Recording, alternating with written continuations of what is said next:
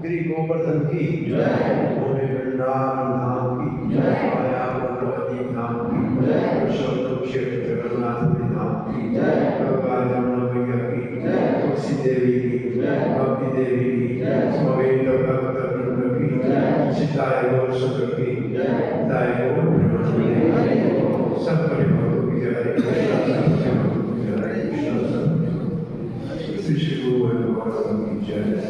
नमो विश्वराय कृष्ण कृष्णाय श्रीमते भक्तिवेदांत स्वामी नामिने नमस्ते सरस्वती देवी गौरवाणी निर्विशेष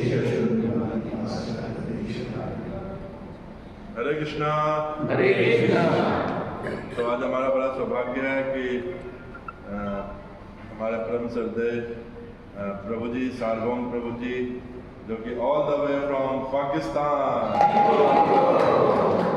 पधारे हैं और हम सब लोगों को प्रभु जी विशेषता ये है कि प्रभु जी की कथा से उठना बड़ा मुश्किल होता है और प्रभु जी की कथा छोटे समय के लिए चलती भी नहीं है, इसलिए आप लोग शांति से बैठे रहिएगा, टाइम मत देखिए, घड़ी को मोड़ दिया जाए। और प्रभु जी के के बारे में हम थोड़ा सा सब लोगों को बताना चाहेंगे कि प्रभु जी पाकिस्तान के सिंध में एक जगह है जिसका नाम है मीठी। तो प्रभु जी का प्रवचन भी मीठी मीठी होती है, इसलिए प्रभु जी का जन्म भी मीठी स्थान में हुआ और प्रभु जी वैष्णव ब्राह्मण परिवार में जन्म लिए। और प्रभु जी ने जब जिस घर में जन्म हुआ प्रभु जी का, उस घर में 8 जनरेशन से राधा कृष्ण का मंदिर है और वहाँ पे सेवा चल रही थी। तो प्रभु जी ने जब बचपन से उनको भक्ति मार्ग में इंटरेस्ट था और भक्ति में प्रचार कार्य में लगे हुए थे और साथ ही साथ प्रभु जी अपने एजुकेशन लाइफ में प्रभु जी MBBS हैं और उसके बाद प्रभु जी ने MBBS करने के बाद साथ साथ में ही आध्यात्मिक जीवन को लेकर के खुद के जीवन में फॉलो करना और दूसरे को फॉलो कराने के लिए प्रचार कार्य में लगे रहते थे एक्टिवली। 1981 से 81 में किसका जन्म हो गया था?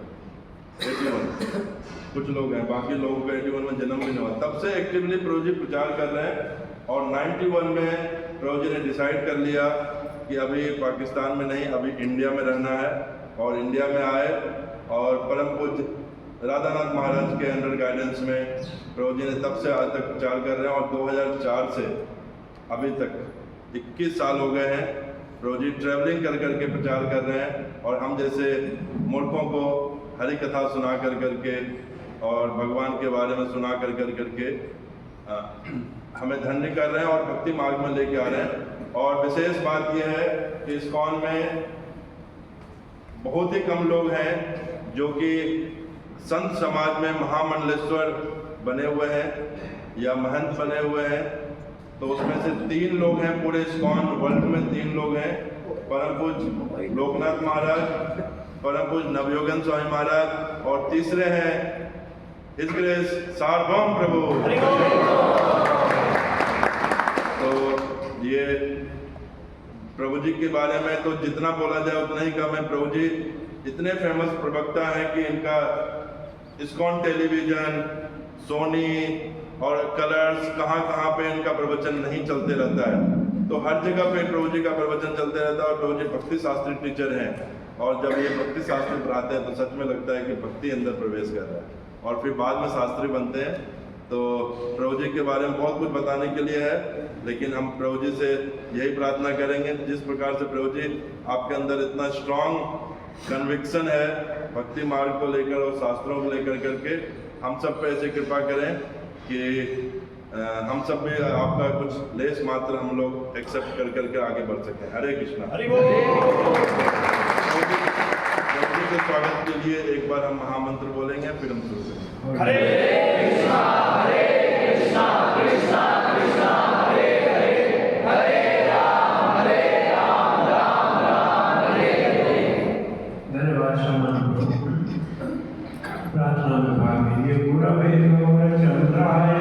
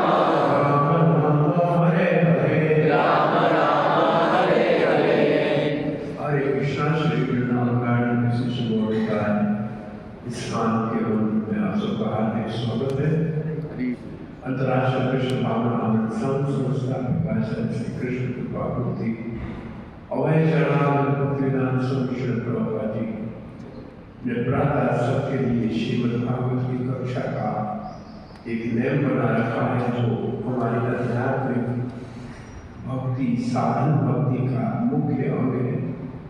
और भागवत को सत्संग भगवान के मंदिर में श्री विग्रह के सामने दूसरा भक्ति का मुख्य अंग है। और तीसरा जब भागवत का सत्संग होगा तो भक्तों का संग होगा। ये तीसरा भाग भक्ति का मुख्य अंग है। और जब हम ये तीन चीजें जहाँ होती है, भगवान के नाम का कीर्तन होता, ये चौथा भक्ति का अंग है। और जहाँ ये चार चीजें होती है वहाँ भगवान का धाम बन जाता है। ये पांचवा भक्ति का मुख्य अंग है। इसको बोलते हैं पांच अंग भक्ति। चैतन्य महाप्रभु ने कहा 64 अंग में से 5 अंग भक्ति जो बहुत प्रबल भक्ति है। और श्री प्रभुपाद ने हर मंदिर में इन 5 अंग भक्ति की स्थापना दृढ़ता से की है, ताकि हम सब भक्ति में आगे बढ़ सके। 5 चीजें आपको मिल रही है, भगवान का विग्रह, भागवत का श्रवण, भक्तों का संग, नाम का संकीर्तन।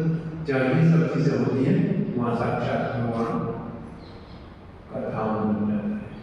ये जैसे वृंदावन नाम रखा है तो यहाँ बोल देता है, तो ये नवदीप धाम हो गया।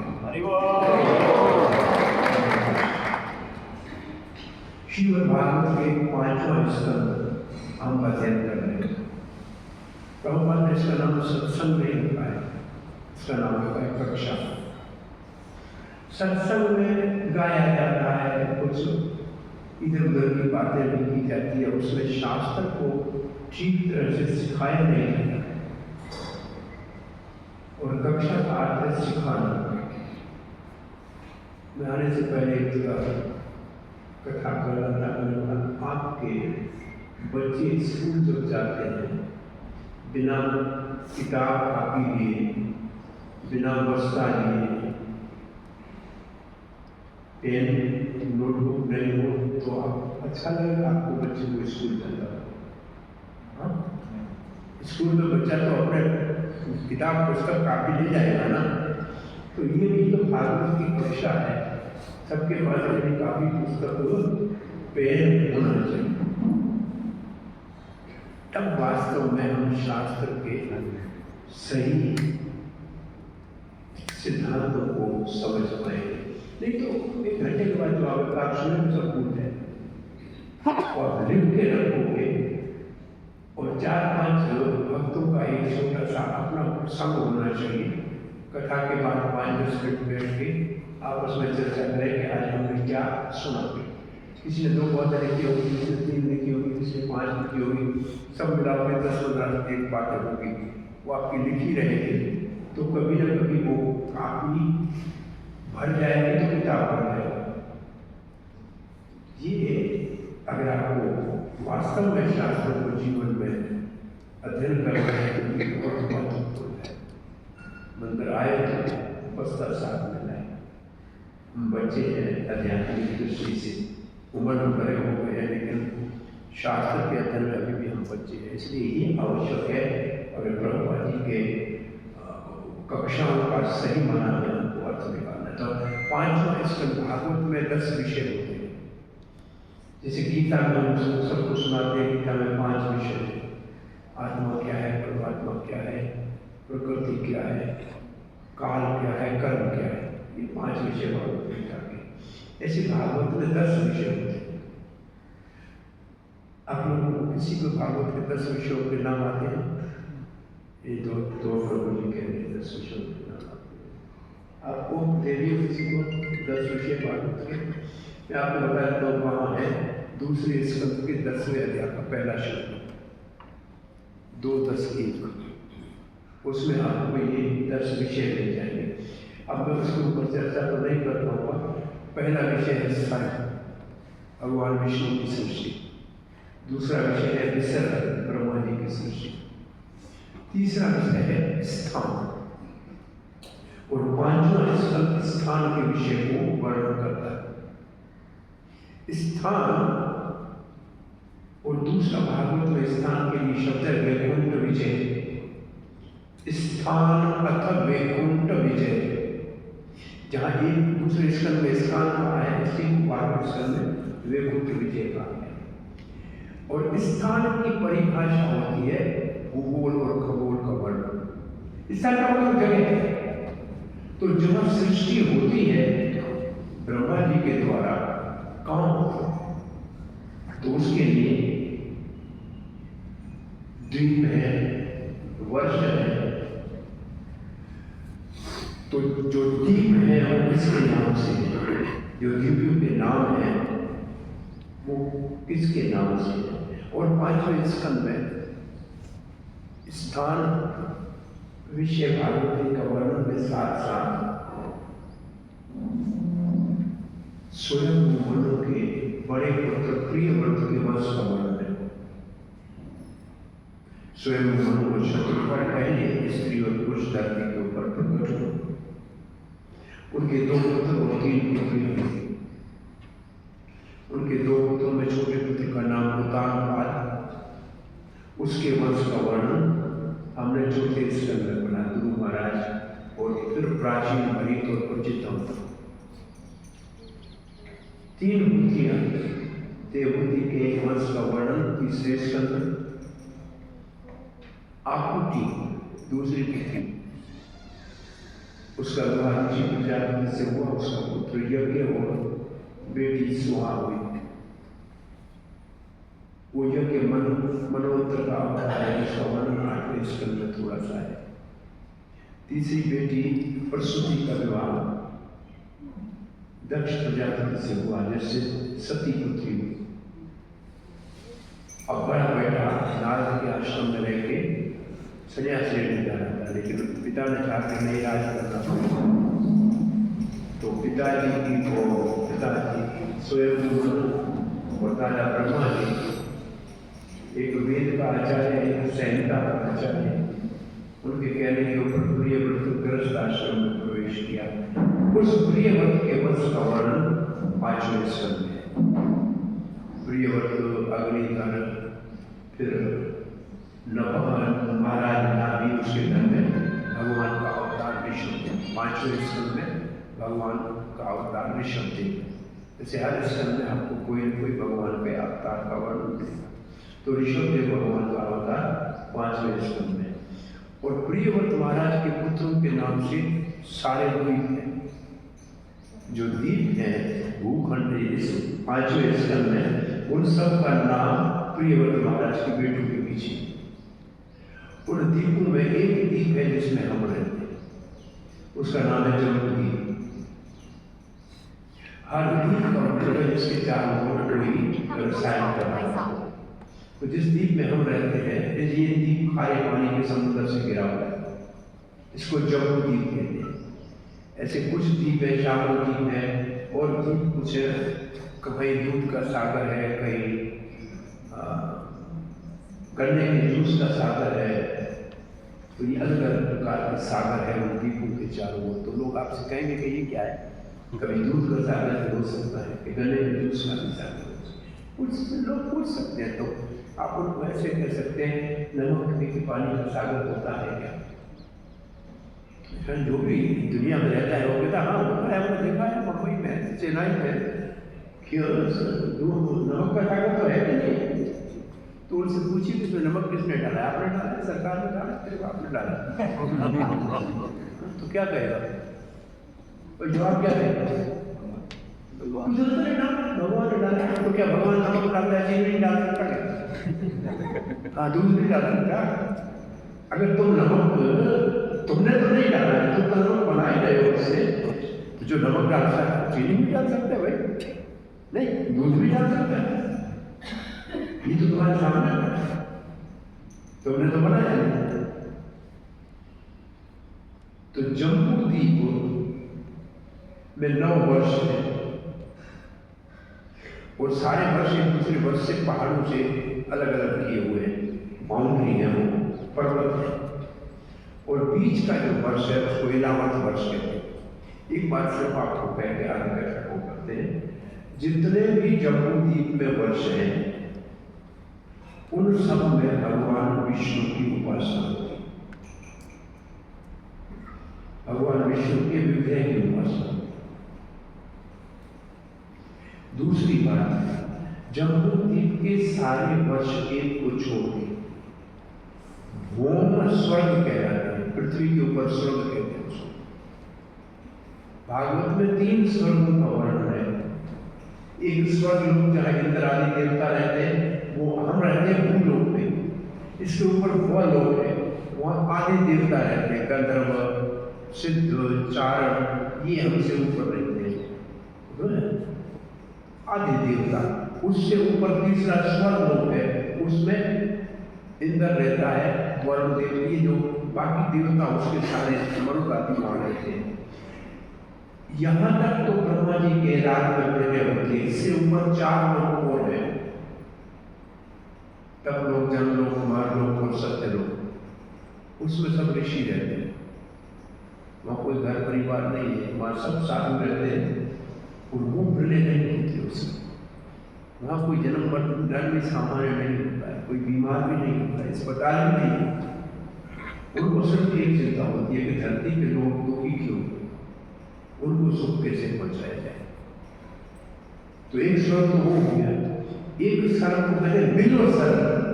बिल जैसे चूहे का बिल होता है, सांप का बिल होता है, इसे धरती के नीचे सूतल लोक है, उसको स्वर्ग से भी ज्यादा वैभवशाली है, जामवली महाराज रहते हैं। तो ये नीचे स्वर्ग लोक है, नीचे उसको बिल स्वर्ग कहते हैं। वहाँ किसी को किसी का भय नहीं, असुर लोग रहते हैं, सिर्फ भगवान के सुदर्शन चक्र से डरते हैं बस। ये दूसरा स्वर्ग हो गया। तीसरा स्वर्ग भौम स्वर्ग है, जो इस पृथ्वी के ऊपर है, जम्बूद्वीप में है, और 8 के 8 वर्ष भौम स्वर्ग कहलाते हैं। इसमें इलावत वर्ष में कोई पुरुष नहीं होता है, सिर्फ स्त्री होती। शंकर और पार्वती रहते हैं, कोई पुरुष नहीं रह सकता, बैल भी नहीं रह सकता है, मोर भी नहीं रह सकता है, घोड़ा भी नहीं रह सकता है, घोड़ी रह सकती है। कोई जाएगा तो लिंग परिवर्तन हो जाएगा। तो ये इलावत वर्ष की कथा है, आपको नवम स्कंद में सुनने को मिलेगी। ये महाराज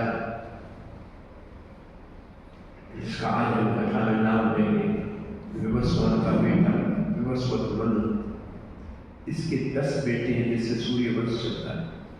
उसमें एक का नाम था सदामन्यु।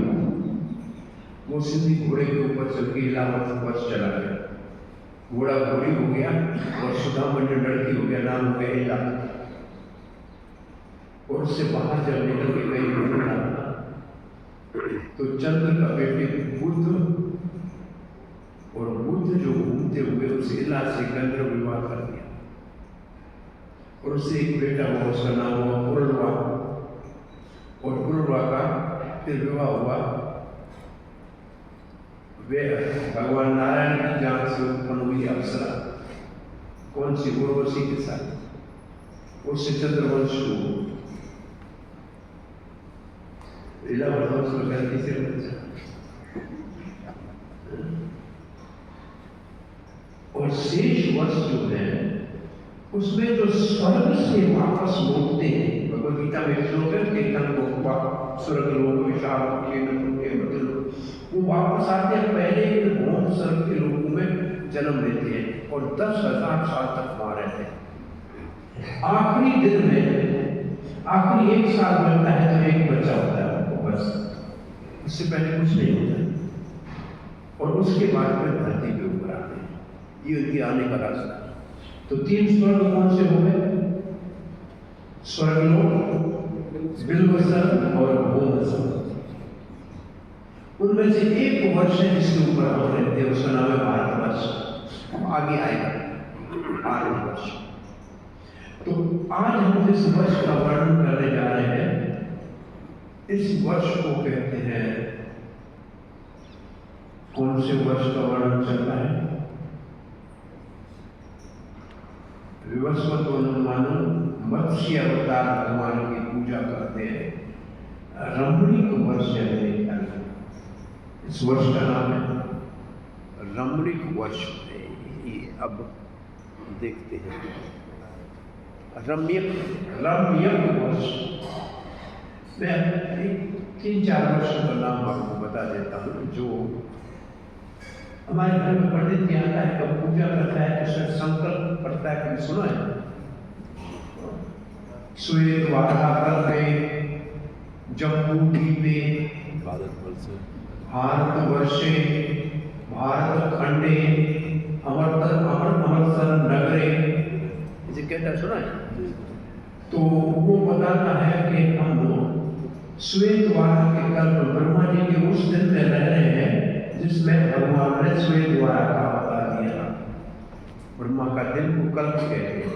तो ये ब्रह्मा का 51 साल का पहला दिन है। ब्रह्मा के 50 साल पूरे हो गए, एक प्राप्त पूरी हो गई। एक 50 साल को एक प्राप्त कहते हैं। अब 51 साल का पहला दिन चल रहा है और इसमें श्वेत वाराह का अवतार हुआ था, इसलिए कहते श्वेत वाराह का।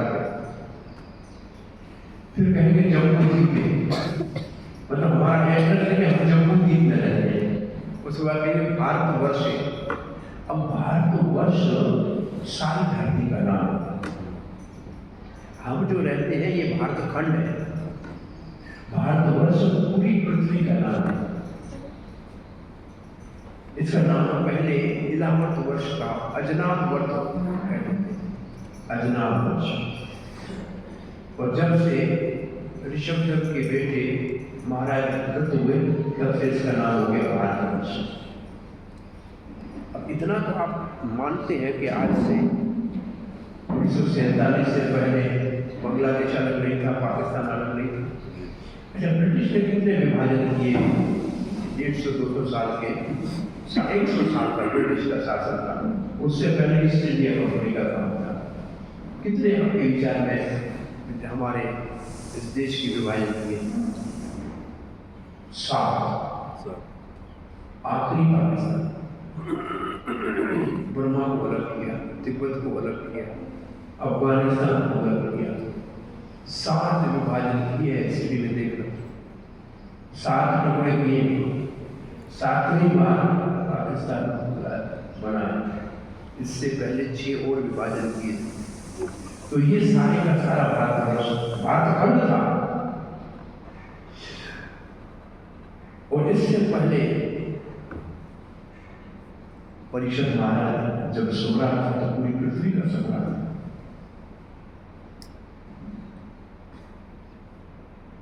महाभारत काल में भारत की सीमाएं बहुत दूर दूर तक थी।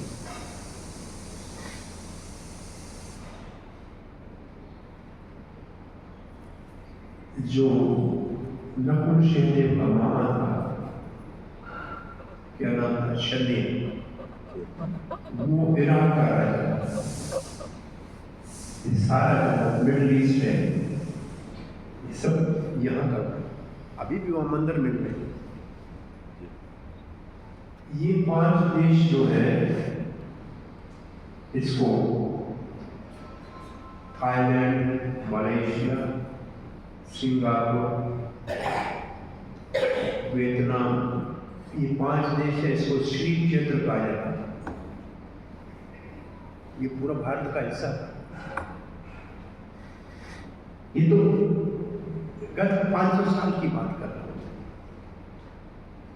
उससे पहले बहुत भारत की सीमाएं दूर दूर तक थी। तो अब भारत में छोटा सा है, इसको हम भारत कहते हैं। उसका भी नाम हमने इंडिया रख दिया। कम से कम भारत कहने से पूरी दुनिया के ऊपर हमारा अधिकार होता है। हम भारत और भारत में ही सिर्फ कर्म करने का अधिकार है और किसी लोग में नहीं। और भारत का आराध्य देव है नर नारायण, जो बद्रिक आश्रम में रहते हैं, और उसका पुजारी है नारद। ऐसे रम्य द्वीप में भगवान के मत्स्य अवतार की पूजा होती है और उसका पुजारी है विवस्वत मनु। रम्य द्वीप में भगवान मत्स्य अवतार की पूजा होती है और उसका पुजारी है विवस्वत मनु। ये विवस्वत मनु का नाम आपने कहाँ कब पढ़ा है? कुछ याद है? हाँ, भगवद गीता में पढ़ा है। विवस्वत मनु का नाम भगवद गीता में कहाँ है? चौथे अध्याय का पहला ही श्लोक है।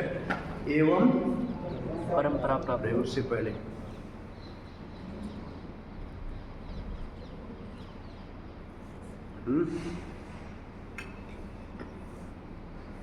इमाम विवस्वते योगम प्रोक्तम अव्ययम विवस्वान मनवे प्राप्त। विवस्वान ने अपने बेटे मनु को ये गीता का जन्म दिया और विवस्वान के बेटे का नाम है विवस्वत। ये सूर्य का पुत्र। तो ये विवस्वत मनु अब कौन सा मनवंतर चल रहा है? 7। ब्रह्मा जी के एक दिन को क्या कहते हैं? एक कल्प में कितने मनवंतर होते हैं? 14। एक कल्प में 14 मनवंतर हो। एक मनवंतर में 6 पुरुष मनवंतर का संचालन चला। एक होता है मनवंतर अवतार, उसका काम होता है शेष को चुनना। वो मनवंतर अवतार एक मनु को चुनता है, एक इंद्र को चुनता है। मनु यहाँ का प्रेसिडेंट होता है, अध्यक्ष होता है। इंद्र देवताओं का अधिपति होता है और फिर 7 ऋषि चुनता है, जो हर कलयुग के बाद धर्म की स्थापना करते हैं। नए सतयुग में 7 ऋषि होते हैं मनवंतर में। कुछ देवता होते हैं और कुछ मनुपुत्र होते हैं। ऐसे 6 वर्ग होते हैं एक मनवंतर। तो आज कौन सा मनवंतर चल रहा है? 7वां मनवंतर। इसका मतलब ब्रह्मा जी के दिल का दोपहर हुआ है, आधा पूरा 7वां मनवंतर चल रहा है। और 7वें मनवंतर में, एक मनवंतर में कितने बार 4 युग बदलते हैं? 71 बार। कितनी बार? 71 बार 4 युग बदलते हैं। 71 बार 4 युग। और अब कौन सी चतुर्युगी चल रही है? 28वीं चतुर्युगी। कौन सी? 28। और 28वीं चतुर्युगी जब भी आती है ब्रह्मा जी के एक दिन, इस चतुर्युगी के द्वापर के अंतिम चरण में स्वयं भगवान श्री कृष्ण अवतार लेते हैं। हर ब्रह्मा जी के दिन में लेते हैं। 7वें मनवंतर के 28वीं चतुर्युगी के द्वापर के अंतिम चरण में भगवान श्री कृष्ण का अवतार लेते हैं। और हम इसी 28वें मनवंतर के कलयुग के पहले चरण में अब जिंदा है। सो हरे कृष्ण प्रभु साधु साधु। सो इससे पहले कौन सा मनवंतर हुआ होगा? 7 से पहले क्या होगा? शीघ्र। उस मनवंतर में समुद्र मंथन की लीला हुई। तब भगवान का अजीत मनवंतर का अवतार। और ये 5वां स्कंद है।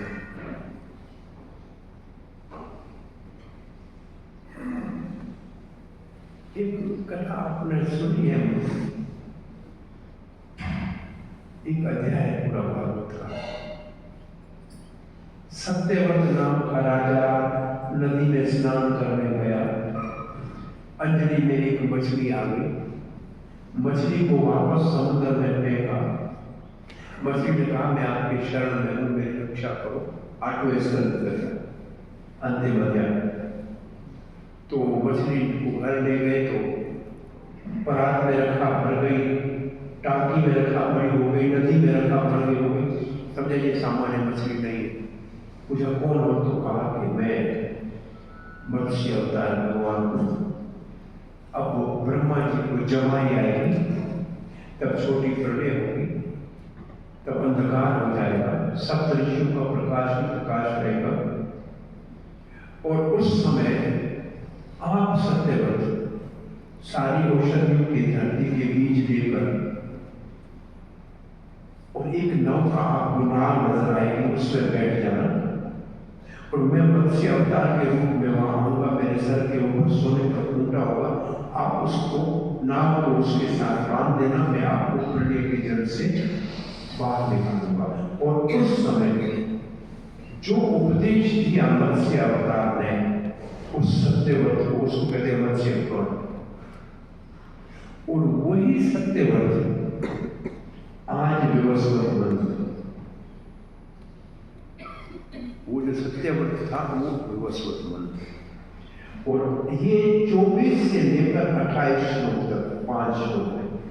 24 से 28 श्लोक तक विवस्वत मनु के द्वारा रम्य द्वीप में मत्स्य अवतार को प्रार्थना। और आज 28वां श्लोक है, मतलब प्रार्थना का अंतिम श्लोक। तो आइए अब विवस्वत मनु जो भगवद गीता का स्टूडेंट है परंपरा में, वो मत्स्य अवतार की वो हर रोज करता है प्रार्थना रम्य द्वीप में। आइए इस प्रार्थना के श्लोक को पढ़ते हैं। भवान युगांत्र अरणम उर्मिमालिनी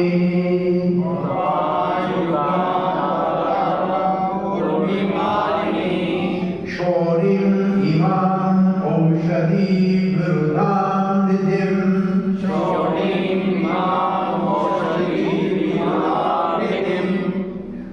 मया सोहो करमेति अजोजसा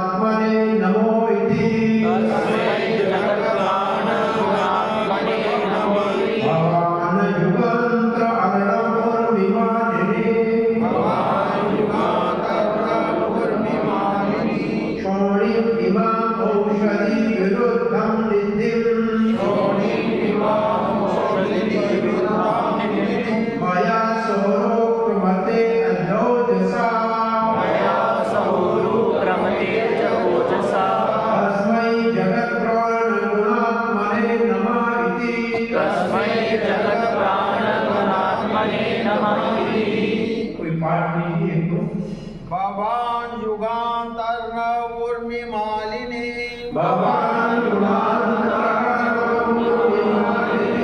शोणिम् इमामौषधी विरुधां निधिम्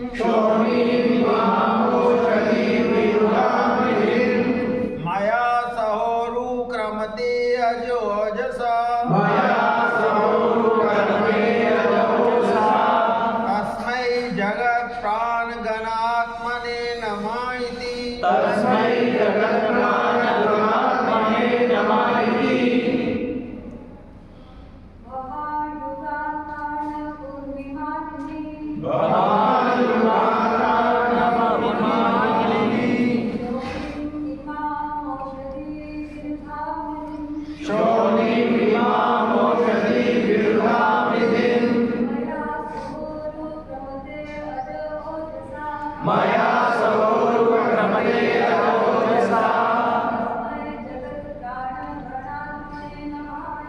तस्मै जगत्प्राणगणात्मने नमः इति कोई दे दे।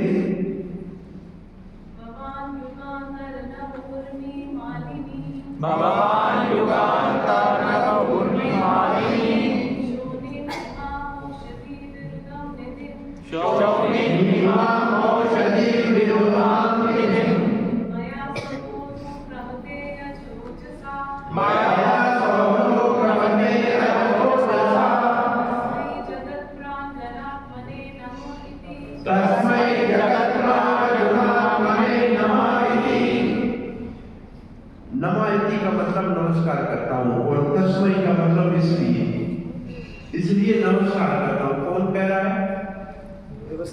मनु कह रहा है। किसको कह रहा है? मत्स्य अवतार को कह रहा है। और विशेषण क्या दे रहा है? जगत प्राण गुणात्मने, जगत के प्राण का आप गुण आत्मने का मतलब अंतिम आधार हो। एक जगत के जीवों के प्राण के अंतिम आधार भगवान, मैं आपको नमस्कार करता हूं। और भगवान के लिए शब्द है भगवान। आपको मतलब उसके सामने खड़े हैं। भगवान जब किसी को तब कहते जब सामने खड़े होते। अब जब हम सामने आते हैं तो यहाँ भगवान को प्रणाम करते हैं। कितने अंग का प्रणाम करते हैं? आप हमारा प्रणाम कितने अंग का होता है? षष्ठांग। पुरुष के लिए 6 अंग और माता के लिए 5 अंग प्रणाम। फिर एक अष्टांग प्रणाम कहते हैं। वो क्या होता है? सुना है अष्टांग प्रणाम कहते हैं? अष्टांग प्रणाम भी कहते हैं ना।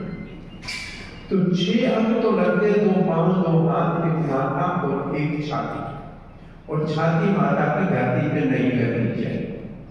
पृथ्वी माता को माता की छाती, स्त्री की छाती। ब्राह्मण का बिना आसन के नहीं बैठना चाहिए। ब्राह्मण का बुधा और पूजा की सामग्री धरती के ऊपर नहीं होनी चाहिए। ये पृथ्वी का नियम है। 3 चीजें पृथ्वी को कभी नहीं छूना चाहिए।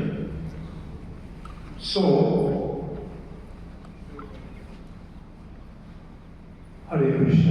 क्या बात कर रहे थे? अष्टांग में 2 अंग और है। एक है मन, दूसरा है वाणी। इसका मतलब जब हम प्रणाम करें तो मन से भगवान के रूप का चिंतन करें कि आज कपड़े कौन से पहने हुए, आभूषण कैसे हैं, चरणों से लेकर ऊपर तक मन से ध्यान करें। और वाणी से भगवान का कोई मंत्र याद हो उससे प्रणाम करें। ऐसे नहीं गिर के उछला नहीं। इसको दंडवत कहते हैं। डंडे की तरह गिरो ऐसे नहीं। अब यहां प्रणाम करना है तो विग्रह कौन है? गौर विचार। तो नित्यानंद बड़ा भाई है। चैतन्य महाप्रभु चाहते हैं पहले नित्यानंद को प्रणाम करो फिर मुझे करो। तो पहले नित्यानंद को, जो आपको आता है, सिर्फ नित्यानंद प्रभु आपको प्रणाम ऐसे कह सकते हो अपनी भाषा में जो भी आता।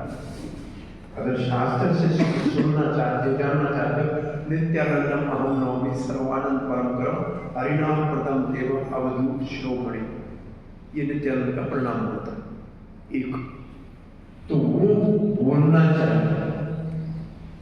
और चैतन्य महाप्रभु का नमो महावदन नारायण ये आता है तो ये बोलो। पंचतत्वात्म जो भी कुछ एक नित्यानंद दोनों का राधा कृष्ण है तो एक कृष्ण परमात्मा से उत्तर सदर्शन बोल, जगन्नाथ मंदिर जो बन रहा है तो उनके जगन्नाथ स्वामी ने काम कुछ न कुछ मुख से बोलना चाहिए और मन से कम वापस जाए तो भगवान का रूप हमने देखा, आंखें बंद करें तो दिखना चाहिए। तो ये आपके साधन प्रणाम स्त्री का हो गया और पुरुष का अष्टक ऐसे होता है। और ये दो बहुत जरूरी है, प्रार्थना करना, खड़े होकर प्रार्थना करना, ये हमारे प्रणाम का मुख्य अंग है। हर हाल में प्रार्थना करनी चाहिए भगवान से। तो ये भगवान तब भगवान कहेंगे आपको प्रार्थना कर, सामने खड़े हैं तो भगवान हो गया। भगवान आप सब जगत के प्राण के अंतिम आधार है, हम आपको नमस्कार करते हैं। अब विशेषण दूसरा दे रहे हैं, मत्स्य अवतार बोले युग अंतर अर्णव, अर्णव कहते हैं समुद्र, जैसे अर्णव समुद्र हो गए। युग अंतर मतलब जब युग एक से दूसरा युग बदलता है, उस समय प्रलय होती है ब्रह्मा जी के, रात की प्रलय जो होती है तब सब जगह प्रलय का जल होता है। तो युग के अंत में प्रत्येक लिखा है water of devastation at the end of the million. इसका मतलब है ब्रह्मा जी की रात होती है तब जो महाप्रलय होती है तब सब जगह जल होता है। उस जल में उर्मी मारनी, ऐसे भगवान को माला तो उनकी पहनाते हैं, लेकिन भगवान अगर मत्स्य अवतार में तो उनको माला कौन सी है? समुद्र की लहरों की, उर्मी कहते हैं लहरों को, और मारने के पता माला। आप समुद्र के उठते हुए लहरों की माला पहनते हैं, ये माला हो गई आपकी। कहाँ? प्रलय के समय में। और उस समय क्या करते हैं आप? क्षोणिम कहते हैं पृथ्वी को। पृथ्वी के कितने नाम आपको आते? कम से कम 4-5 नाम पृथ्वी के आना चाहिए, क्योंकि माता है, हम सबकी माता है। एक नाम है क्षोणिम। क्षोणिम का मतलब पृथ्वी, धरती, भू और धरा,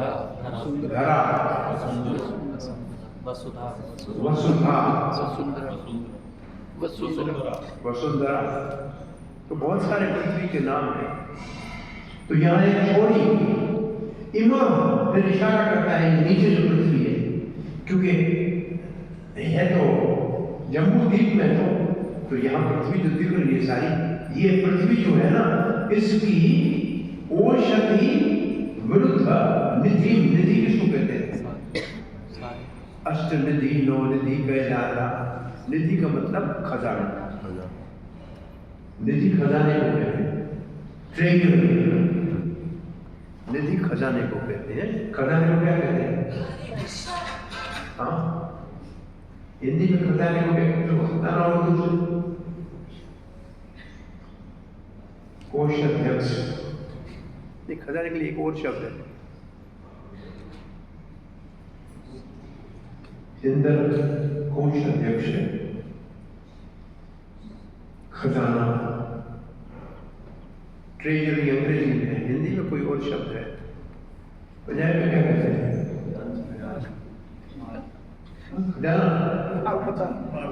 मालमता कहते हैं। मालमता, माल देता खजाना। नाम अच्छा है, मेरे को दिमाग में आ रहा है। निधान निधि हो गया। निधि, ये निधि है। अष्ट सिद्धि, 9 निधियां कौन सी है ये भी लिखिए, शास्त्र में ढूंढ लेना 9 निधि कौन सी है। तो निधि, पृथ्वी की निधि क्या है? पृथ्वी का खजाना क्या है? औषधि विरुद्धाम, सब औषधियों का बीज और सब वनस्पतियों का बीज। ये पृथ्वी का जो प्रलय होता है, तो इन सब चीजों को आप भगवान, आप सब जीवों का आधार है, आप उसको नहीं बचाते तो सभी डूब जाता, कुछ भी नहीं होता। तो हे भगवान, अब जगत के सारे प्राणियों के अंतिम आधार है, क्योंकि प्रलय के जल पृथ्वी की सारी वनस्पतियों को, औषधियों को, वृक्षों को, ऐसे लिखा है, प्रभुपाद ने शब्द लिखा है, all kind of herbs and drugs, इसका मतलब औषधियां और वनस्पतियां, इन सब का आप क्या करते हैं? रक्षण करते हैं, बचाते हैं। मया, मेरे द्वारा, मया, मया, मैं आपका सेवक बना, मया सह, साथ में, उरु, बड़ी शक्तिशाली, आप महान है, कर्म से आपने बड़ा कर्म किया, आपका ये कार्य बहुत बड़ा महान कार्य था, मेरे द्वारा आपने पृथ्वी के सारे औषधियों की रक्षा की, उनको बचाया।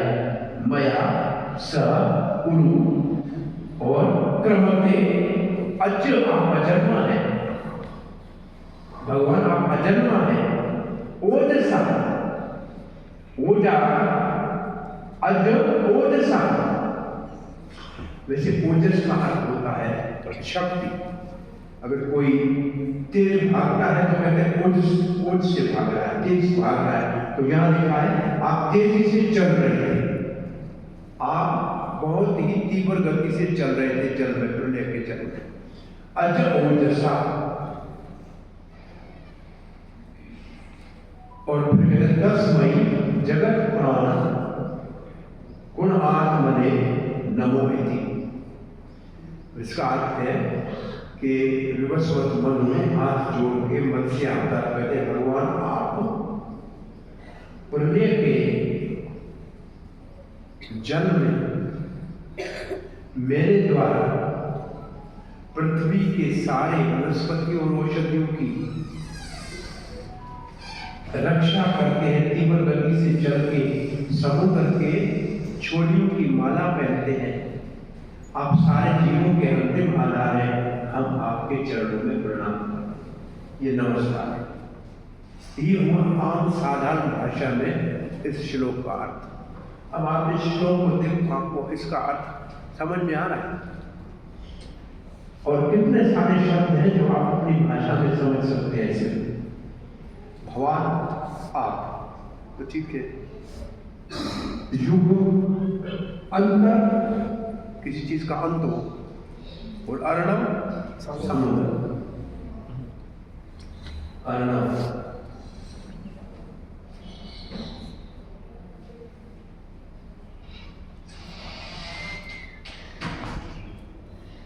और अर्णव के बाद है उर्मी मालिनी। आपकी माला कौन सी है? छोलियों की माला है। किसमें? प्रलय के सागर में। और फिर क्षोणी, पृथ्वी के हिमालय, इस पृथ्वी का इशारा करते हैं औषधियों सबको, जो पृथ्वी सबकी जो खजाना है, इसका जो निधि है, मेरे द्वारा इसकी रक्षा कराते हैं और तीव्र गति से नाव को खींच के जाते हैं। ऐसे भगवान को मैं नमस्कार करता हूँ। तो अभी इसका अनुवाद पढ़िए। हे सर्वशक्तिमान ईश्वर। अब ये सर्वशक्तिमान ईश्वर कहाँ लिखा हुआ है? ये सर्वशक्तिमान ईश्वर, पढ़िए सर्वशक्तिमान ईश्वर।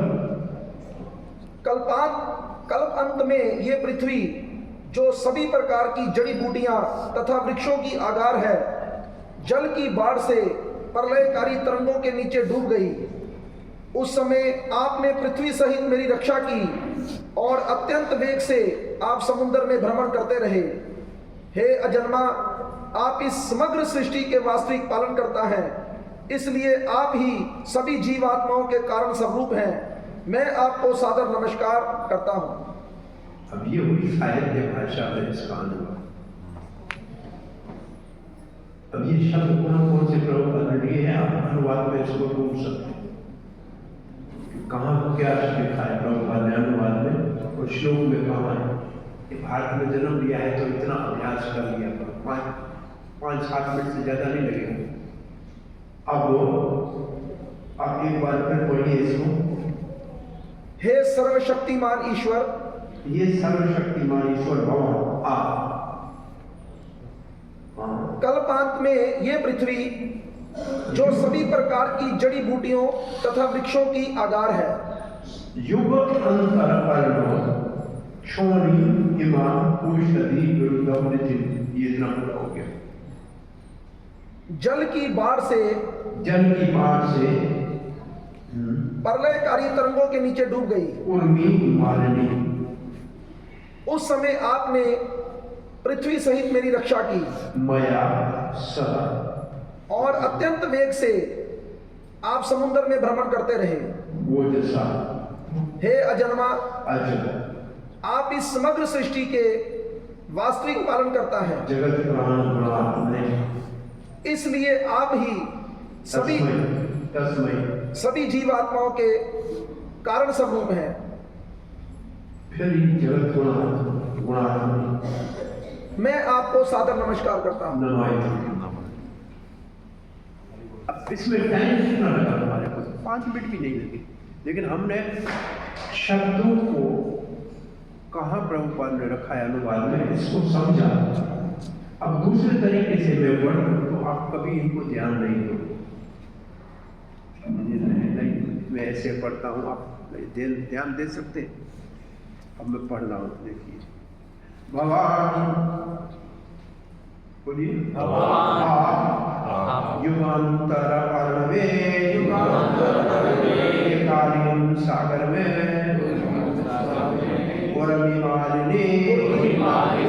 उदारतमों के स्वामी पृथ्वी को औषधि विरुद्धा समस्त प्रकार के औषधियों एवं लताओं को निधि आकाश संग्रह मया मेरे गुरु महान क्रमते आप भ्रमण करते हैं। अज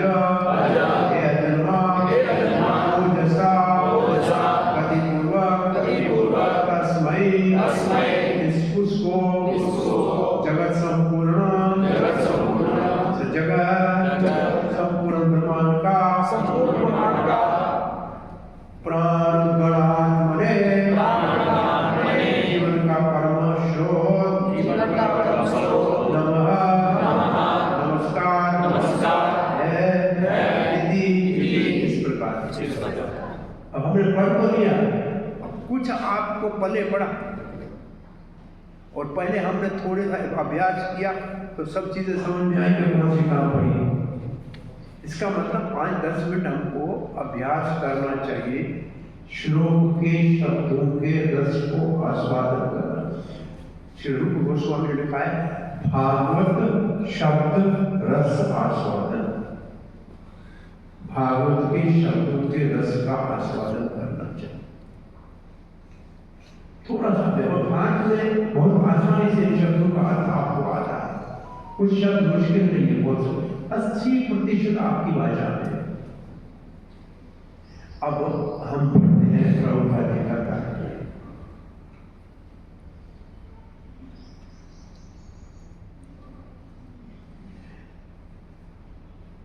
ईर्ष्यालु व्यक्ति ये नहीं समझ पाते कि ईश्वर कितने आश्चर्यजनक ढंग से इस ब्रह्मांड की सृष्टि, उसका पालन और फिर संहार करते हैं। प्रभुपाद ने पहला शब्द क्या लिखा? ये प्रभुपाद जी जो कल वाला श्लोक है ना, उसी से तात्पर्य को ले लिया है। ये ईर्ष्या शब्द उन्होंने उसमें कहा है, उसी को यहाँ पर वापस चालू किया। कल वाले तात्पर्य को आए नहीं थे, मेरे इतने सारे लोग आए क्योंकि आज रविवार है, समझ में आ रहा है। तो ईर्ष्यालु लोग जो शब्द है, ये प्रभुपाद जी का शब्द उनके लिए है, यहाँ के विज्ञानी, दार्शनिक, भगवान कैसे सृष्टि करते हैं, कैसे पालन करते हैं, कैसे संहार करते हैं, ये नहीं जानते। मछली के अवतार में भगवान सृष्टि का संरक्षण कर देते हैं, बचा देते हैं, कोई मानेगा क्या? अरे इतना तो मान सकता है कि मछली समुद्र में नहीं डूबती, तो समुद्र में भगवान को कोई कार्य करना है तो मछली का अवतार लेना ठीक है, इसमें क्या? जो जहां काम करना है उसी रूप में अवतार लेते हैं। और मछली के अवतार में भगवान करते हैं तो कितनी बड़ी मछली होती है?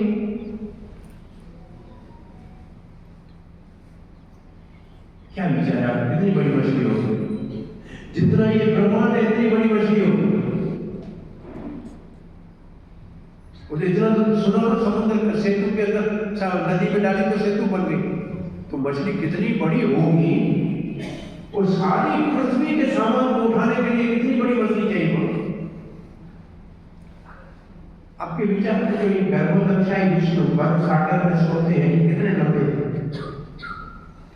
जितना ये ब्रह्मांड लंबा है, एक छोर पे सर होता है, दूसरे छोर पे चरण होते हैं, और नाभि इतनी छोटी होती है, उसमें से एक कमल का डंडा है, उसके ऊपर फूल है, उसके ऊपर ब्रह्मा का जन्म होता है।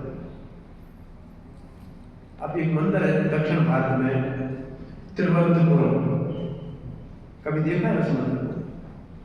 उसके आगे थोड़ा एक तिरुवंटा मंदिर है, जहां चित्र महाप्रभु को ब्रह्मा संहिता मिली थी। उस मंदिर को 3 दरवाजों से देखते हैं।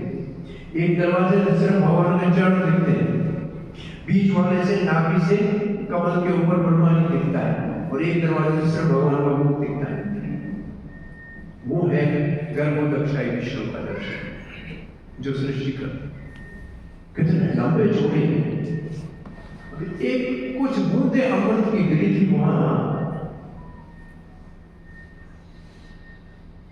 कुंभ मेले में, लगता है कितनी बूंद होगी जो देवताओं के हाथ से गिरी होगी भाई, 1 किलोमीटर से ज्यादा में गिरी होगी। अब समझ रहे हैं कि हम अपनी बुद्धि से सोचते हैं कि हमारी कितनी बूंद होती है, इतनी मछली हमारे पास होती है। तो ये ब्रह्मच के ये संसारी लोग इसको समझ भी नहीं पाते कि कितना बड़ा मत्स्य अवतार हुआ। और फिर बोला है सत्यव्रत को, उपदेश दिया है, उसका नाम मत्स्य पुराण है। वो जो मत्स्य रूप में आए वो भी साक्षात विष्णु ही थे और सच्चिदानंद थे। उनका रूप विष्णु सत्यों का था, और वो कुछ भी कर सकते, अंगानी जैसे सकल इंद्रिय बुद्धिमती, वो मत्स्य भी कर सकते। ये बात ईर्ष्यालु लोग नहीं जानते।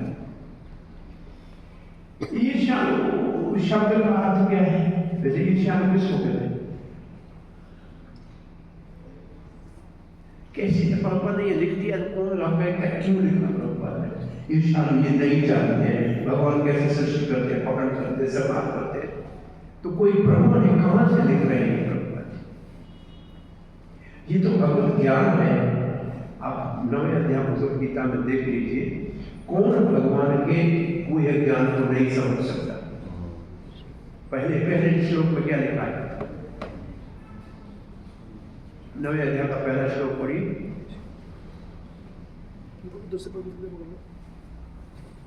नवे अध्याय का पहला श्लोक।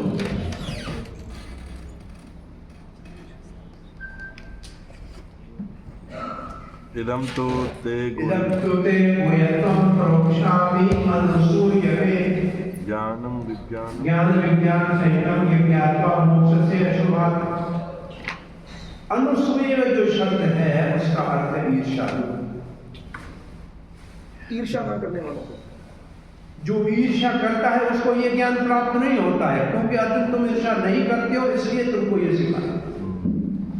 इसका मतलब 2 प्रकार के व्यक्ति भगवान के बारे में नहीं जान सकते। एक ईर्ष्यालु और दूसरा अश्रद्धालु। तीसरे श्लोक में देखिए अश्रद्धालु लिखा है। तीसरे श्लोक में अश्रद्धाना पुरुषा धर्मस्यास्य परम तपः। तो आज जान लीजिए कि दो प्रकार के लोग भगवान को नहीं जान सकते, भगवान के बारे में नहीं जान सकते। पहला ईर्ष्यालु, दूसरा अश्रद्धालु। अश्रद्धालु और ईर्ष्यालु भगवान के बारे में नहीं जान सकते।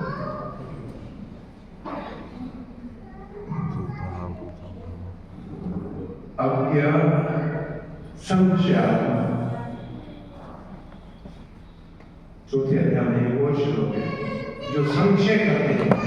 संशयात्मा विनश्यति। संशयात्मा विनश्यति।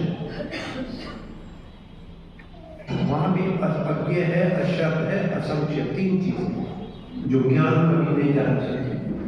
ईर्ष्या लोग कहते हैं किसको है मालूम है? जो किसी के जैसा बनना चाहता है पर बन नहीं पाता। हाँ जी, जो किसी के जैसा बनना चाहता है पर बन नहीं पाता। किसी जैसा बनना चाहता है, बन नहीं चाहता, ये भी अच्छा है।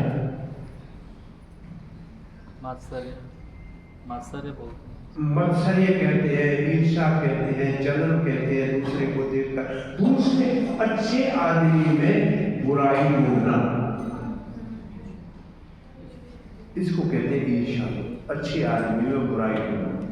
हम वैसे बन नहीं सकते इसलिए उसकी बुराई करते। और जो ईर्ष्या नहीं करता है उसके लिए फिर कौन सा शब्द होगा? अनुसूय। अनुसूय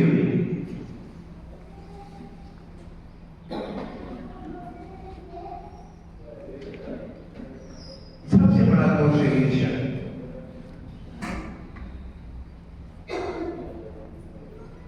हनुमान की सीता को ढूंढने की यात्रा में 4 बाधाएं आई। वो भक्ति के जीवन में भक्त की बाधाएं हैं। हनुमान ने उसको कैसे पार किया, आप चाहें तो पार कर सकते हैं। पहली बाधा, आकाश से उड़े हनुमान, मीनार पर्वत में कहा थोड़ी देर आराम कर लो, कुछ खा लो, लंबा सफर। ये भक्त के रास्ते में पहली बाधा है वो। आपका जब करेंगे लोग कहेंगे आओ खाओ पियो लो दक्षिणा दान, उसमें फंस गए तो मंजिल नहीं मिलेगी वो। और इसको हनुमान ने कैसे पार किया? त्याग से। आदर किया, हाथ लगाया, नमस्कार किया, लेकिन रुका नहीं, राम नाम नहीं विश्राम। दूसरी बात क्या आई? सारथों की माता सुरसा मुंह खोल के खड़ी थी। बड़ा बनो तुम हनुमान, बड़े हो जाओ, मैं तुम्हारा मुंह छोटा है, अंदर कैसे आऊं? बड़ा मुंह कर दिया, हनुमान बड़ा हो गया। सुरसा बड़ी हो गई, हनुमान बड़ा हो गया। ये है अहंकार। दूसरी बात, मैं पुराना भक्त हूं, मेरे को 15 साल हो गए, तू कल आया है, क्या समझता है? ये सुरसा, तुम बड़ा कि मैं बड़ा। इसके ऊपर विजय कैसे प्राप्त किया हनुमान ने? छोटे निम्रता से जीवन में रहोगे तो मंजिल मिलेगी। मंजिल क्या है? भक्ति प्रदान करने वाली, भक्ति देने वाली से। तीसरी बात आई सिंह का छाया ग्रहण। छाया काला होता है ना हमारा, इसको कहते हैं ईर्ष्या। ईर्ष्या का मतलब हर एक के अंदर काला धब्बा ढूंढना, उसमें बुराई ढूंढना, इसको कहते हैं ईर्ष्या। इसको हनुमान ने कैसे उसका दिल आड़ के मार दिया। ईर्ष्या को जड़ से उखाड़ना पड़ेगा। हनुमान ने उसका नाम निशान मिटा दिया। इसको ईर्ष्या का नाम निशान मिटाना पड़ेगा। अनुसूया एक का नाम है, अत्रि की पत्नी का, ये देवहूति की बेटी है। इसको भगवान ढूंढने जाने की जरूरत नहीं पड़ी। सीताराम लक्ष्मण अपने आप के आश्रम में आए। आप ईर्ष्या करना छोड़ जाओगे तो भगवान आपको अपने घर बैठे मिल जाएंगे। बहुत आसान है, ईर्ष्या छोड़ना मुश्किल है, ईर्ष्या छोड़ो तो भगवान मिलना बहुत आसान है। और अत्रि का अर्थ है जो तीनों गुणों से ऊपर हो। जो तीनों गुण से ऊपर हो जाए, किसी में दोष ना देखे, उसको भगवान अपने आप मिल जाए। भगवान को मिलने का सबसे अच्छा तरीका ये है। तो प्रभुपाद ने कहा ईर्ष्या दोष भगवान को नहीं जान सकते। जैसे आपने कहा वो जो भगवान बनना चाहते हैं वो सबसे बड़ी ईर्ष्या है। अब ईर्ष्या में कुछ भगवान को नहीं जान सकते, प्रभुपाद ने कहा, फिर क्या लिखते हैं?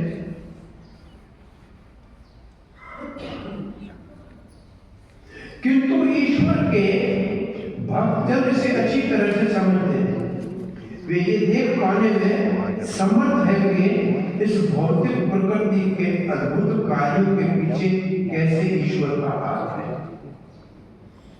भक्त इस दुनिया में भगवान कैसे कार्य करते हैं, भगवान के हाथ को देख सकते। अब ये श्लोक लिखा है भगवान ने, और वो श्लोक है भगवद गीता के 9वें अध्याय का 10वां श्लोक। मया दीक्षेण प्रकृति सूयते सचराचर। अब इस श्लोक में मया भगवान क्या है? कृष्ण। अधि अक्ष, अधि मतलब नीचे, अक्ष मतलब आंख, मेरी आंख के नीचे। लेकिन इसका असली अर्थ क्या है अगर आपको जानना है तो सृष्टि करने के लिए भगवान दृष्टि डालते। सृष्टि भगवान की दृष्टि से होती है, और भगवान की दृष्टि को तो क्या कहते हैं? Glancing over the material nature. Glancing over, दृष्टि भगवान की सृष्टि, भगवान ने भौतिक प्रकृति को देख लिया, सृष्टि का कार्य चालू। ये है मायाध्यक्ष का अर्थ। और भगवान जब सृष्टि को देखते हैं तो सृष्टि प्रकृति है, और प्रकृति है दुर्गा देवी, उसको भगवान कहते नहीं।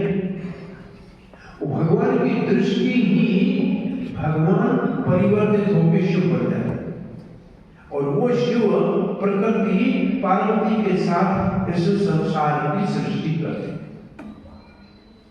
तो भगवान की दृष्टि ही भगवान का परिवर्तन होकर शंकर बना। सृष्टि होती किससे है? भौतिक प्रकृति से। भौतिक प्रकृति जब सृष्टि नहीं होती है तो उसका नाम क्या होता है? प्रधान।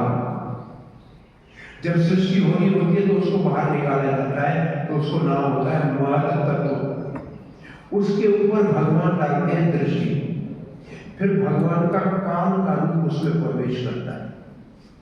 उस काल के रूप को भगवान ने भागवत के अंदर तीसरे स्कंद में काली लिखा है। काली लिखा है, काली काल का रूप, काली उसके अंदर प्रवेश करती है। तीसरे अध्याय, तीसरे से छठे अध्याय का कोई श्लोक है।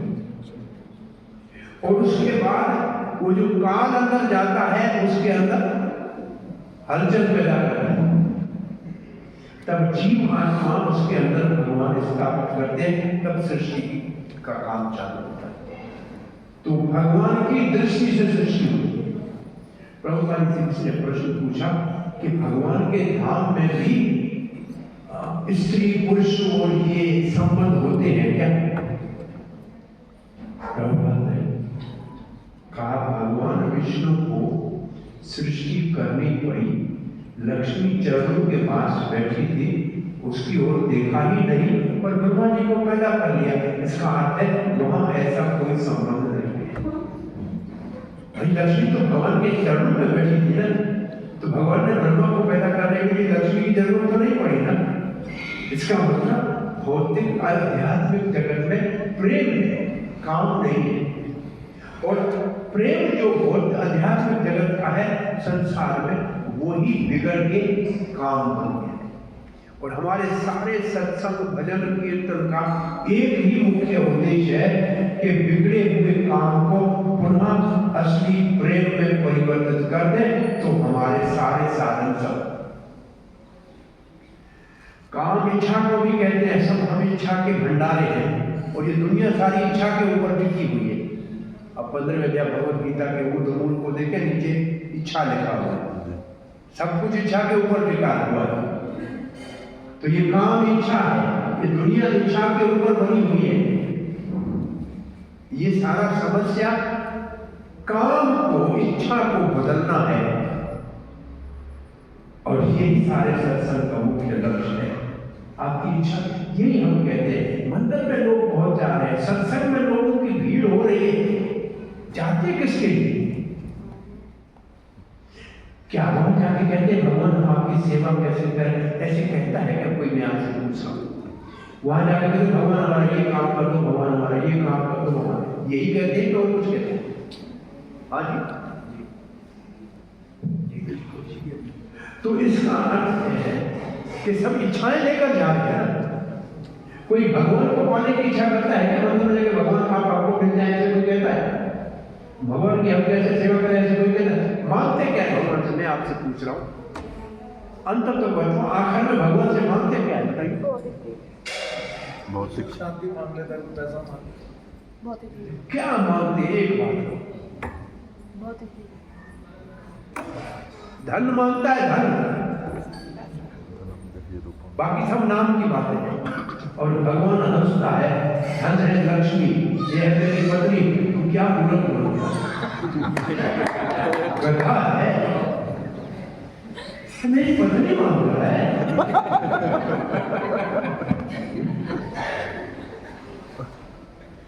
भाई मांगने की चीज है क्या?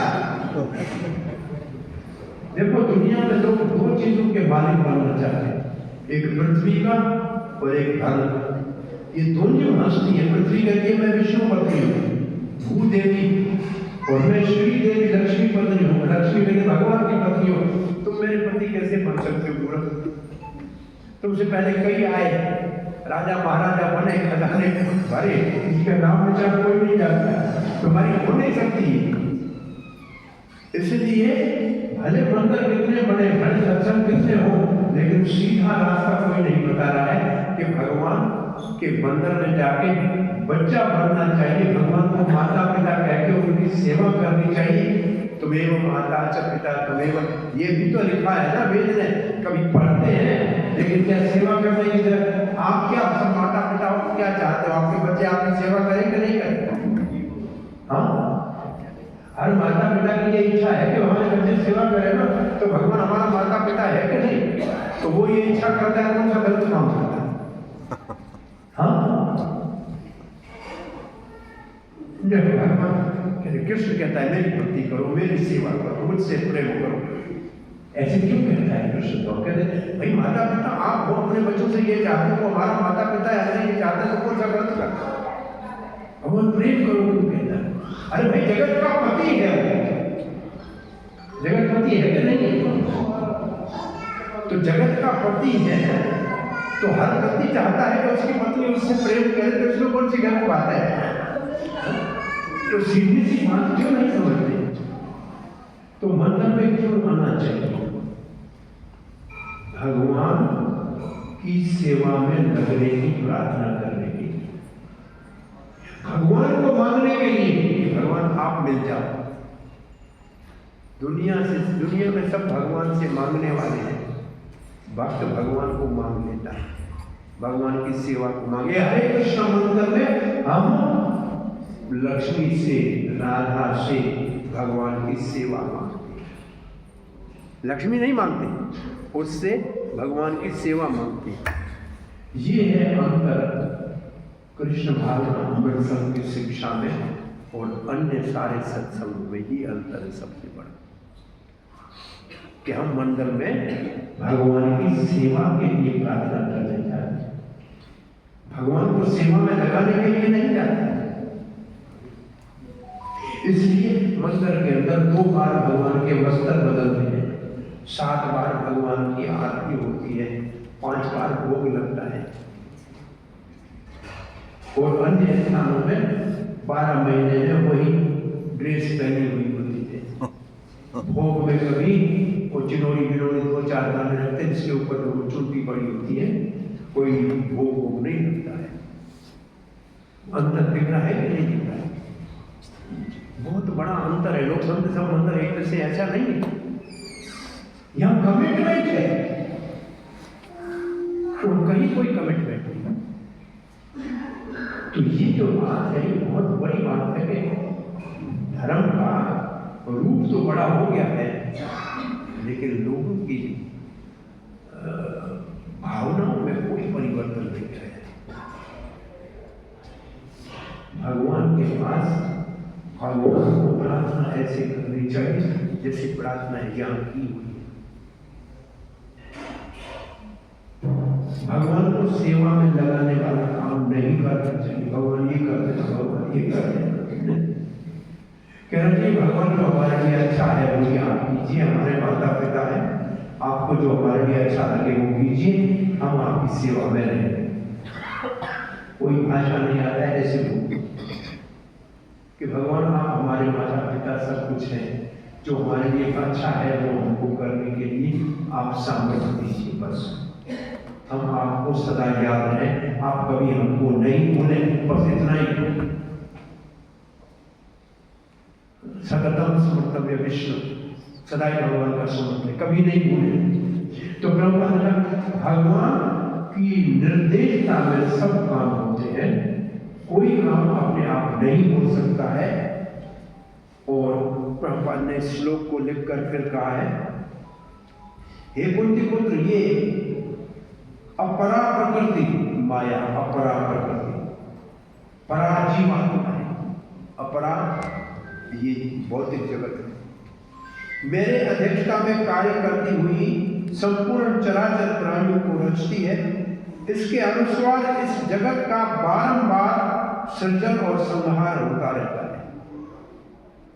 ब्रह्मा सोता है तब सब सो जाते हैं, संहार होता है, ब्रह्मा जागता है तो फिर सृष्टि हो जाती है। और ब्रह्मा के 700 साल पूरे होते हैं तो सारे 14 लोग ही महाप्रलय में चले जाते हैं, फिर नई सृष्टि शुरू होती है। तो ये तो कार्य चलता ही रहता है। प्रकृति के समस्त विस्मयकारी, आश्चर्य में डालने वाला परिवर्तन श्री भगवान के निरीक्षण में घटित होते हैं। जो कुछ भी हो रहा है भगवान की नजरदारी में हो रहा है। ईर्ष्यालु व्यक्ति इसे नहीं देख पाते, किंतु जो भक्त हैं वे विनम्र तथा अशिक्षित होने पर भी, अब बहुत अच्छी बात है ये, वो विनम्र और अशिक्षित होने पर भी प्रकृति के इन क्रियाओं के पीछे भगवान के हाथ को देख सकते हैं। एक बात बड़ी अच्छी लिखी है, निम्र और अशिक्षित। प्रभुपाद जी के कुछ शिष्य प्रचार करने गए तो ब्राह्मण लोग केले का ठेले पे केला बेच रहे थे, संस्कृत के श्लोक पढ़ रहे थे, सही उच्चारण में पढ़ रहे थे। भक्त तो चाहे विदेशी थे, उसको उच्चारण ठीक नहीं आ रहा। प्रभुपाद जी इनको प्रचार हम कैसे करेंगे, इनको तो हमसे ज्यादा श्लोक क्या है। प्रभुपाद ने कहा प्रचार के लिए तुम्हें निर्मलता चाहिए और पवित्रता चाहिए। तुम भले अशिक्षित हो लेकिन तुम्हारे अंदर साधना की पवित्रता है और निर्मलता है, तो तुम इन लोगों के जीवन में परिवर्तन ला सकते।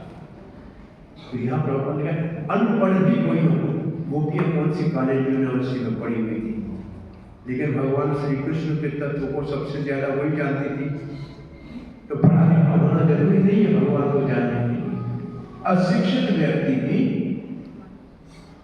वो आपने सुनी एक कथा, नारद जी जा रहे थे, पेड़ के नीचे मोची बैठा था, जूते पर, तो कहाँ जा रहे हैं भगवान के पास, पूरा पूछना मेरी मुक्ति कब होगी।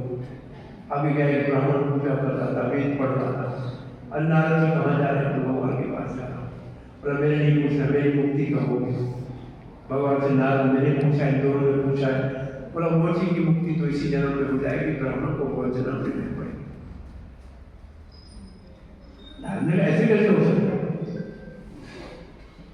बोला आप जाओगे ना तो आपसे पूछेगा कि भगवान ने क्या कर रहे थे, तब आप बोल देना कि भगवान उस वक्त एक सुई के छोटे छिद्र में से एक हाथी को गुजार रहे थे। नारद जी वापस आए, तो पहले वो संभाल दिया, जो पेड़ के नीचे जूती जोड़ रहा, प्रहलाद जी प्रणाम, अब वैकुंठ से हो गया है, मेरी मुक्ति कब होगी भगवान। क्या कर रहे थे भगवान, बोला भगवान तो सुई के अंदर से हाथी गुजार रहे थे, बोला वाह वाह हो मेरे भगवान की, एक इतने बीच में से इतना बड़ा पेड़ बना दिया, मैं इसके नीचे कब से बैठा हुआ हूँ, तो भगवान हाथी क्या पूरी दुनिया एक सुई के स्वर्ग से निकाल सकते हैं। समझ गया नारद के, इसको विश्वास है कि भगवान कुछ भी कर सकते हैं, इसलिए भगवान ने कहा ये तो हो जाएगा। के पास पाठ को करना था। अरे नारद जी बहते हुए कुंड में नहीं गए, बोले गया था ब्राह्मण देवता, क्या कर रहे थे भगवान? बोला हाथी को सुई के सड़क। तू नारद झूठ बोलता है, कभी क्या हाथी कभी सुई के अंदर से घुसा है? नारद ने कहा भगवान ने सच कहा, इसको बहुत मैंने पढ़ा लिखा है लेकिन विश्वास नहीं इसके ऊपर। ये बात कहता है, हम कह रहे हैं कि भक्त चाहे अनपढ़ भी हो तो भी भगवान के हर कार्य के पीछे भगवान को देखता है। इसलिए अगर आपको कोई कभी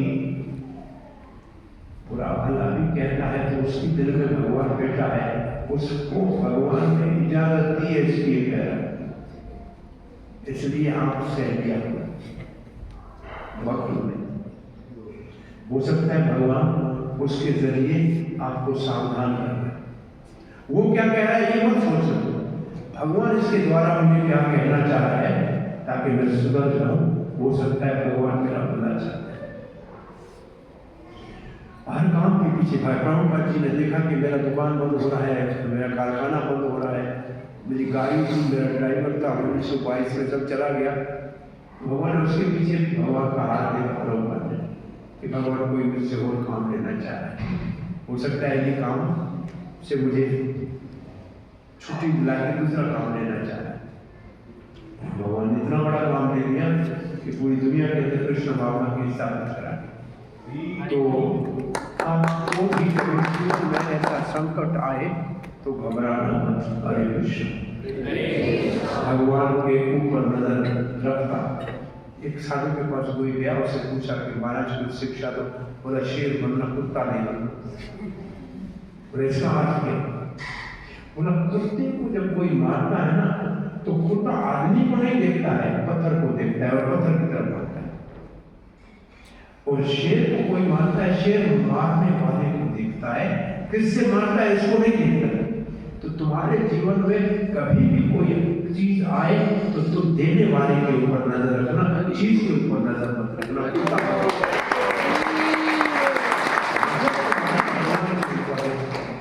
सुख सपना दुख बुद्ध खुदा दोनों है मेहमान, उसको आदर दीजिए जो भेजे भगवान।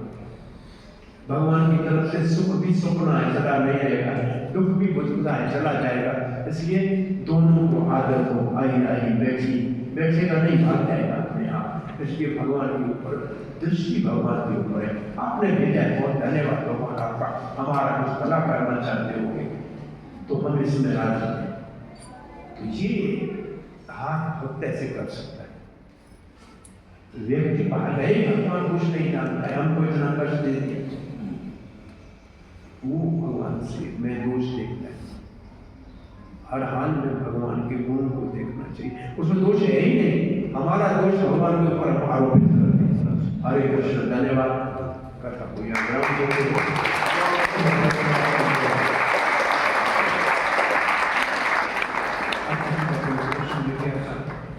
तो पूछ लीजिए। हाँ जी महाराज, जैसे अभी आपने बताया कि मोर्चे की एग्जाम्पल दी कि पढ़े लिखे जो लोग ना भी हुए भगवान को अप्रोच कर सकते हैं। वो हमारे जैसे अमृतसर में ज़्यादातर लोग ना बिजनेसमैन है, उसके कारण वो मतलब ज़्यादा बुक्स उन्होंने पढ़ी नहीं है। तो क्या प्रभुपाद की बुक सारी पढ़नी जरूरी है, तभी भगवान की समझ आ सकती है, भगवान को प्राप्त कर सकते हैं? कि नहीं पढ़े लेकिन खरीद के दूसरों को दान करना। भूख ले जरूर नहीं पढ़े तो किसी को दान कर दे, पुण्य तो मिलेगा भाई। कोई स्कूल में बच्चों को देते जो पढ़ने वाला पढ़ लेगा, कुछ तुम्हारे को पुण्य मिल ही जाएगा पढ़ने वाले का। इतना निष्ठुर नहीं होना चाहिए कि पढ़ नहीं सकता इसलिए खरीदूंगा नहीं। खरीद लिया करो दान करके, तो भी काम हो जाएगा। नहीं पढ़ो ना पढ़ो, खरीद के दान कर दो, बहुत बड़ा दान है। हमारा एक बड़ा डिफिकल्ट होता है, इतना टेक्निकल अंडरस्टैंडिंग भगवान ने सृष्टि बनाई इतने, तो एक आम व्यक्ति के लिए कैसे? आम व्यक्ति को हरे कृष्णा कृष्णा कृष्णा हरे हरे, हरे राम राम राम हरे हरे, बस इतना ही करना है।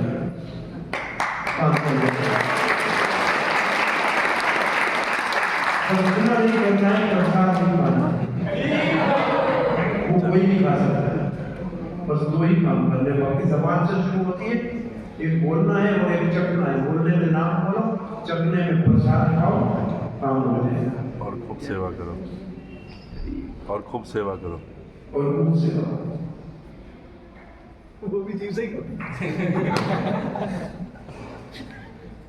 एक दुकानदार था, सर्दियों के दिन थे, एक बड़ा रईस जमींदार उसके पास कंबल लेने आया। उसने कंबल दिखा, कितने का? 500 रुपये का। अरे तू क्या समझता है सेठ, इतना बड़ा मैं जमींदार हूँ, 500 का कंबल लूंगा, कोई बड़ा नहीं दिखाते। उसने कहा काम करने को, बेटा अंदर जो वो हरे के पीछे गुलाबी के ऊपर जो नीला वाला कंबल है वो ले आना। ले आया, तो कितने का? 1800 रुपये। ऐसे घूमना, अरे ज्यादा तो नहीं कह रहे हो मनी? बोला ज्यादा खाए गहू खाए, इतना बड़ा शब्द नहीं है, ज्यादा नहीं गहू खाए। कमर तो भेज दिया, पैसे तो दे दिए, काम वाले लड़के ने कहा सेठ जी कमर तो वही था। आपने 5 के 18 रुपये दी और शपथ भी खा लिया। बोला मूर्ख, वो मूर्ख, मुझे तो धंधा करना है ना, ऐसे थोड़ी कहता कि मेरे पास है नहीं। तो शपथ तो नहीं खाना, ठीक है, 500 रुपये अपने गले में रखो, बाकी गौशाला में जाओ, ज्यादा दे दो।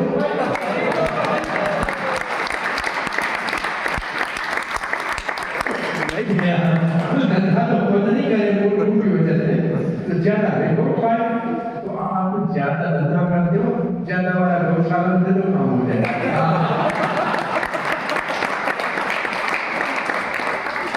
मैं सच बताता हूँ, एक हैदराबाद में यहाँ मैं गया, एक बहुत अच्छा व्यक्ति था, वो ऐसे मेरा था काम चल रहा है, परंतु लोगों को रोज खिलाया। मैं 2-4 साल के बाद वापस गया तो बहुत बड़ा सेट बना हुआ है, अभी तो 1 करोड़ रुपया हर महीने का दे रहा है धूमधाम से मामाए को। जब हुआ क्या, बोला महाराज आपने कहा गाय की सेवा की, मेरे दोबारे न्यारे हो गए, बहुत खुश हो गया। तो ये गौ की सेवा करने से बहुत बड़ा काम में परिवर्तन आएगा। सच बोल रहा हूँ, घर के अंदर एक डब्बा बन रहा हूँ, उसका नाम गौ सेवा रखो, जो चिल्लर विल्लर बनती है उसमें डाल। और वैसे हमारे घर में बेकार पड़ी होती, 5-10 रुपये छोटे सिक्के पड़े, कोई नहीं देखता है। महीने के बाद सब निकाल के जाके गौशाला में देख लिया, जो भी गौशाला जहाँ जहाँ मन करे, देखो आपके जीवन में बहुत बड़ा परिवर्तन आ जाए। वैसे भी 10-20 रुपये रोज डाल दो, गौ की सेवा का डाल दिया करो। हर घर में डब्बा होना चाहिए गौ सेवा का, और गौशाला वालों को भी जो गौ का सेवा में महीने वाला देने आए, उसके लिए गौ के दूध के ऐसे बड़े हुए पेड़ी दे देने चाहिए प्रसाद के रूप में, ये आदान प्रदान करना चाहिए। तो फिर शास्त्र नहीं पड़ेगा तो भी काम चला जाए, ग्वाल कुछ नहीं पड़े तो भी काम चलते। प्रभु जी, जैसे आज की चर्चा में भारतवर्ष वगैरह की बात हुई, तो जैसे इसी कैंटो में बात आती कि मतलब जैसे आपने बताया कि माउंटेन से बाउंड्री बनी है, तो अगर ये पृथ्वी भारतवर्ष कहते हैं तो बाकी डिवीजन कैसे है जो इलाव्रत वर्ष वगैरह है? भारतवर्ष जम्मू द्वीप का जो क्षेत्र है ये भारतवर्ष है, इसके अंदर एक भारतवर्ष है, बाकी 8 वर्ष और वो भारतवर्ष नहीं है, वो इलाव्रत वर्ष है, किमपुरुष वर्ष है, रम्यक वर्ष है जैसे आज हमने कहा, और हरि वर्ष है। तो ये अलग वर्ष है, भारतवर्ष उसमें एक है जो काले पानी के समुद्र से घिरा हुआ, ये पूरी पृथ्वी का नाम है। अन्य वर्ष अलग है। अच्छा, वो हम देख नहीं सकते? हाँ, वो हम नहीं देख सकते। वो अगर कोई सड़क से वापस आएगा तो वहां जाएगा, उसको 10 सब रहने बोलते हैं। हो सकता है हमने से बहुत से लोग वहां से घूम के आए हैं, हमको भूल गए, क्योंकि प्राय जो लोग दान वान देते हैं, मंदिरों में आते हैं, वो स्वर्ग से ही लौटे हुए हैं, उनकी भक्ति आदि रही थी, इसलिए वो चले गए थे ऊपर घूमने के लिए, अब वापस लौटे हैं तो भक्ति की तरफ आए। ये 2 प्रकार के लोग ये आते हैं भक्ति में, ज्यादा भी हुई होती है तो किसी साधु का बेटा बन जाते हैं या बहुत बड़े, और जो कम भक्ति की होती है तो फिर धनी का घर में आते हैं, लेकिन स्वर्ग से घूम के आते हैं नीचे वाले लोग, हमें याद नहीं है हम घूम के आए। हरे कृष्ण। प्रभुपाद की जय।